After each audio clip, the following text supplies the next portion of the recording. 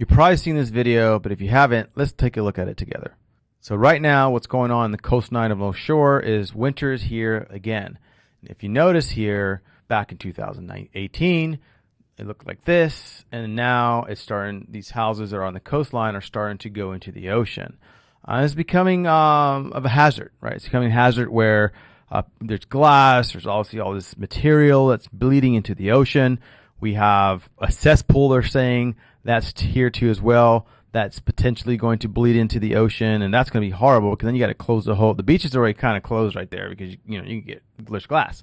But then when you got a cesspool or a septic tank or something, if that goes into the ocean, then you're dealing with bigger issues, right? Whether you agree with this guy or not, whether you agree with what's happening with this house, I think this guy ended up being not a good dude in what's being reported. He's doing illegal stuff and trying to create these cement walls or whatever. But whatever this guy, whatever he's dealing with, and if he's not being cooperative, that's one issue. But all of these houses are not the same. So let's not wrap all of these people with a coastline house the same. Sure, there's multi-gazillionaires and billionaires that have these houses there, and it's their fault that they bought that house there, kind of. But then also there's other people there that been there for generation to generation that's their house. And back in the 1980s and 50s, they didn't have this problem, and they enjoyed it. And it was passed down by generation to have this house, this asset that this family has. And now they're potentially going to lose this asset because of this corrosion, which again, it's really no one's fault. It's just kind of like, hey, you're chancing it. You live on the ocean. There's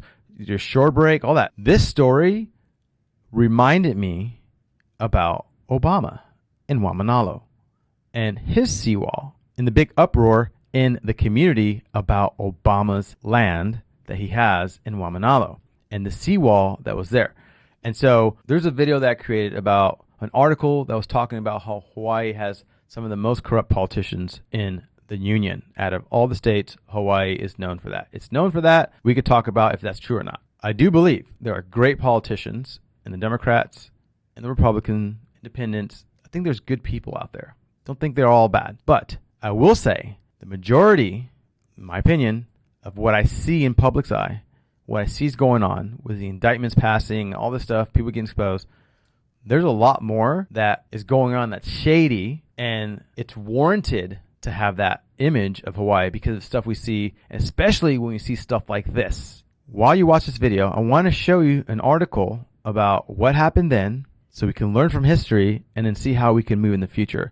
And you tell me if there was just laws regulating Obama's property and just laws regulating this property or the properties on the sea of North Shore where there's way more waves, there's way more corrosion happening. Tell me if Obama followed the law and the regulations, or did he get any favors? And then why are these guys who are trying to find permitting to put a seawall to protect their assets, to protect their house, their livelihood, can't put up a wall? Let's look at that. So the laws and regulations, you can't put a wall to protect the sea life, the monk seals. I get it. There's this tension. There's always this tension between sea life, humans coming together, and what's the happy medium. Let's be rational about what the law should be, and then how do we protect both, right? And make this happen. So let's look at this together. Okay, so this is an article by ProPublica, and I read this article. I think they did a decent job in really highlighting what happened in Wamanalo, right? And so can we learn from this article, and then do the people in North Shore that are losing their homes, losing the livelihood, the beach is getting destroyed by glass and debris and all this stuff is going to the ocean. Can we learn from this? And so as you read here, you have to read this, look it up, just Google it. It's easy, right? Type in Obama and the beach house loopholes. As you see here, it's a well-known place, right, in Wamanalo. It shows you video of what the beach wall looked like before, right? This is what the beach wall looked like before.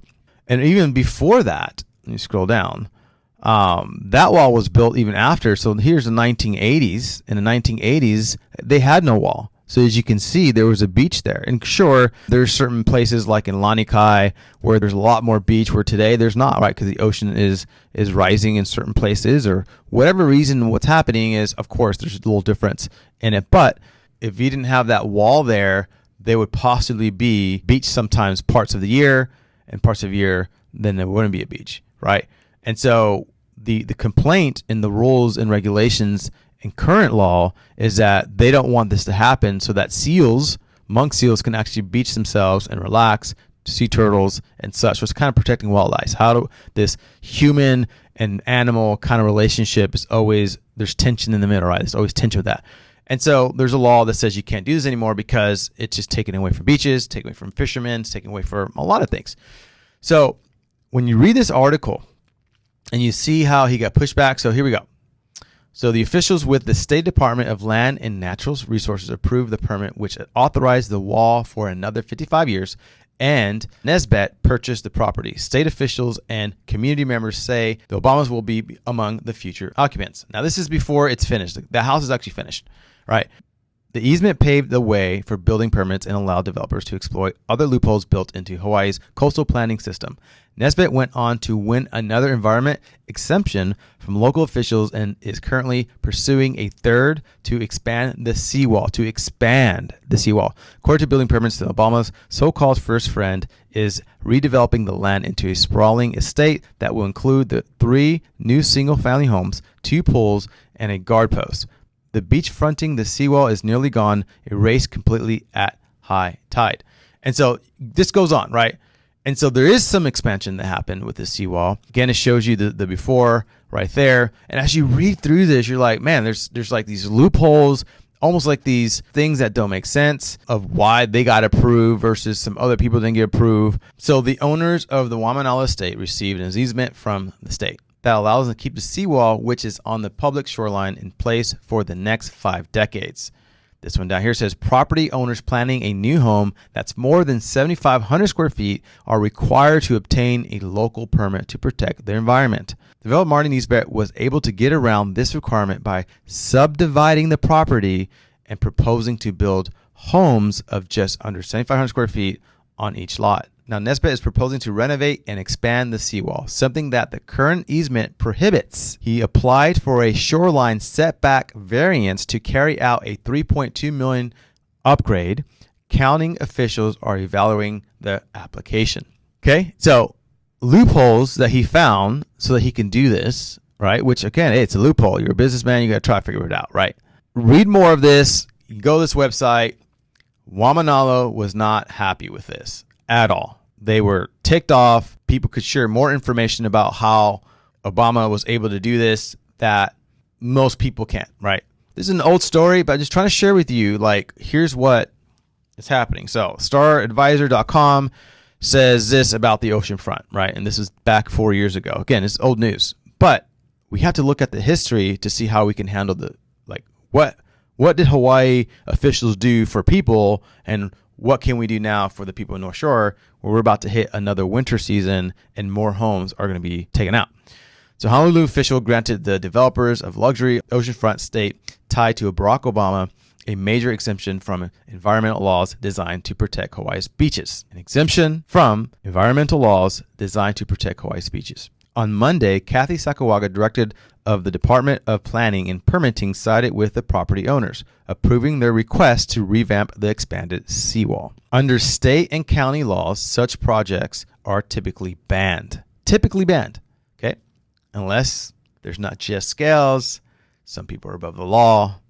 Okay, keep that in mind. This continues to go on, right? Marty Nesbitt, chair of the Obama Foundation, argued they needed an extension to protect the sprawling compound they are building in eastern Oahu. Hardship exemptions are typically given out to property owners seeking to protect existing homes. In this case, the owners of the properties bulldozed the structures on the site and started construction of new homes before applying for the shoreline set permit. Development of the property triggered the state's Shoreline Protection Act, which requires coastal projects to get an environmental permit, but the owner skirted the requirement by building homes on each lot just under 7,500 square feet, the threshold under the law. So again, when we're looking at this, okay, here's what the property looks like now. It's finished.